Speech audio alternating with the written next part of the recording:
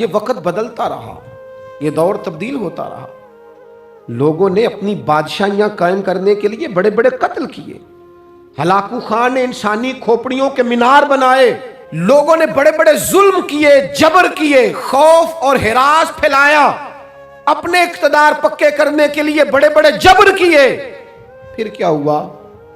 ایسی ایسی بیماریاں لگیں جن کے علاج ہی کوئی نہیں تھے دنیا میں، بھری ہوئی تجوریاں، پیسے باہر گر رہے ہیں، پر ڈاکٹر کہہ رہا ہے تیرا مرض ہی وہ ہے جس کا علاج ہی کوئی نہیں۔ اللہ تبارک و تعالیٰ کے قانون سے جب لوگ ٹکراتے ہیں پھر پاش پاش ہو جاتے ہیں۔ وقت گزرا، ٹائم یزید کا آیا،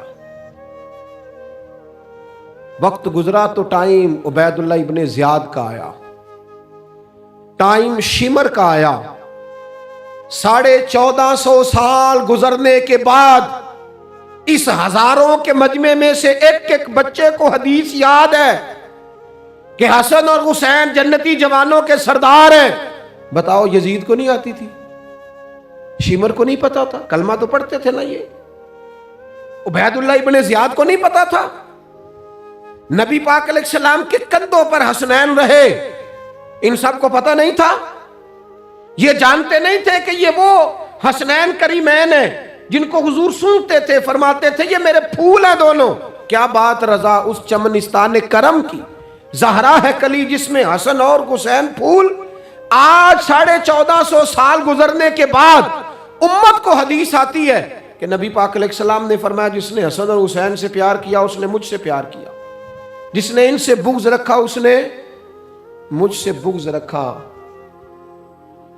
کلمہ پڑھتے تھے، مسلمان کہلاتے تھے۔ 10 محرم کو جمعے کا دن تھا، امام حسین امامہ باندھ کے گھوڑے پر بیٹھ کر خطبہ دینے لگے تو ایک شخص اندر سے بول کے کہنے لگا حسین تقریر لمبی نہ کر، ہمارا جمعہ لیٹ ہو رہا ہے۔ بلے و نمازیوں، سامنے وہ شخصیت کھڑی ہے جس پر ابھی درود پڑھیں گے نماز میں، اللہم صلی علی محمد وعلا، ابھی درود پڑھیں گے حسین ابن علی پر، ابھی شہید کر کے ابھی درود پڑھیں گے، وہ سامنے کھڑے۔ اور امام حسین کا ایک جملہ تاریخ نے یوں لکھا ہے کہ شاید ریت کے ذرے بھی تڑپ گئے۔ امام علی مقام فرمانے لگے مجھے غور سے دیکھو، تمہیں پتہ ہے میں کون ہوں؟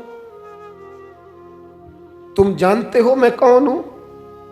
نبی پاک نے فرمایا تھا یہ حسن اور حسین میرے بیٹے ہیں کیونکہ میری بیٹی کے بیٹے۔ تمہیں پتہ ہے میں کون ہوں؟ سامنے امام حسین کھڑے، فرمایا مجھے جانتے ہو؟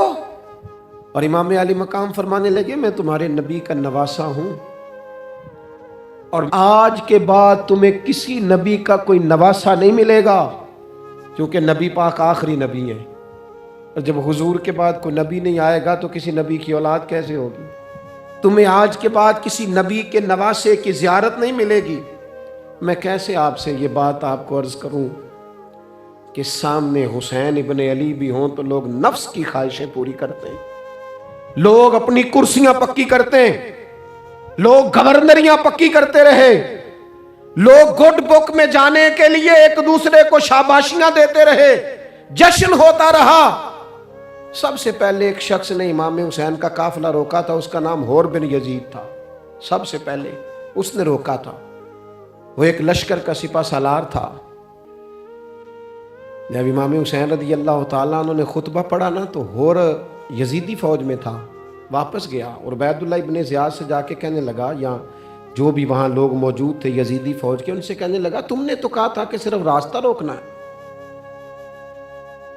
تم نے تو کہا تھا کہ صرف ان سے کچھ منوانا ہے، تم نے تو جب مجھے بھیجا تھا تو کہا تھا کہ بات تھوڑے معاملات ہیں، اوہ سچ بتاؤ نبی کے نواسے کو شہید کرو گے؟ تم نے تلواریں نکال لی ہیں، نیزے نکال لیے ہیں، تیر نکل آئے ہیں، تیاری مکمل ہے، مجھے سچ بچاؤ، کیا حسین ابن علی کی گردن پر خنجر چلانے لگے ہو؟ سیدہ فاطمہ کا جگر پارا شہید ہوگا، کیا یہ خبر سچ ہے؟ یوں ہوگا؟ تو کہنے لگے ہاں یہی حکم ہے ہمیں، یہی تیاری ہے، یہی پروگرام ہے، یہی پلان ہے، یہی ہوگا۔ کہنے لگا میں اور آپ تو مدینے والے رسول کا کلمہ پڑھتے ہیں، تو کیا محبوب کے نواسے کو ذبح کرو گے؟ جناب علی اکبر کو، جن کا چہرہ رسول پاک سے ملتا ہے، حضرت قاسم بن حسن کو، جناب علی کے بیٹوں عباس بن علی کو، حضرت علی کے بیٹے ابو بکر بن علی کو، حضرت علی کے بیٹے عمر بن علی کو، حضرت علی کے بیٹے یہ بھی 3 کربلا میں موجود، حضرت عثمان ابن علی کو، ان کو شہید کرو گے؟ نے کہا ہاں تیاری ہو گئی ہے۔ تو سب کے ضمیر مردہ نہیں ہوتے، ہاں بڑی بڑی سخت جگہوں پہ پھول اگتے ہیں۔ حر نے جب ان سے کہا کہ تمہارا پکا ارادہ ہے، کہا پکا ارادہ ہے، تو اس نے کہا یہ زیرہ پکڑو، یہ عہدہ پکڑو، مجھے تمہارا دیا ہوا عہدہ نہیں چاہیے، حسین کے نانا کی دی ہوئی جنت درکار ہے، یہ رکھو اپنے پاس، مجھے تمہارا۔ ایڑی لگائی اس نے اور دوڑا اور امام حسین کے قدموں میں گیا، کہنے لگا حضور میں مجرم ہوں، میں خطا کار ہوں، میں نے سب سے پہلے آپ کو روکا تھا، پر مجھے قسم ہے اللہ کی میں جانتا نہیں تھا ان کا ارادہ کیا ہے، حضور بھول گیا،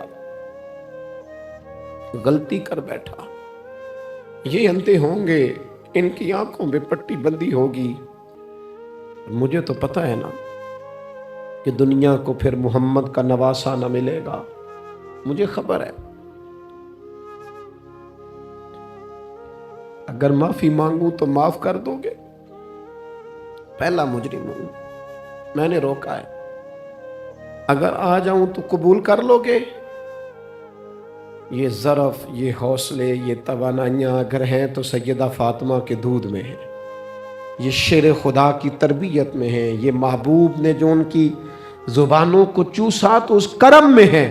حضرت امام حسین نے اٹھ کے سینہ یوں چوڑا کیا، ہاتھ پھیلائے، فرمایا آجا، لگ جانا میرے سینے کے ساتھ، تو آ جانا، تو نے دیر کی، ہم تو پہلے سے منتظر تھے، تو آ جا، تیری ساری معاف ہیں۔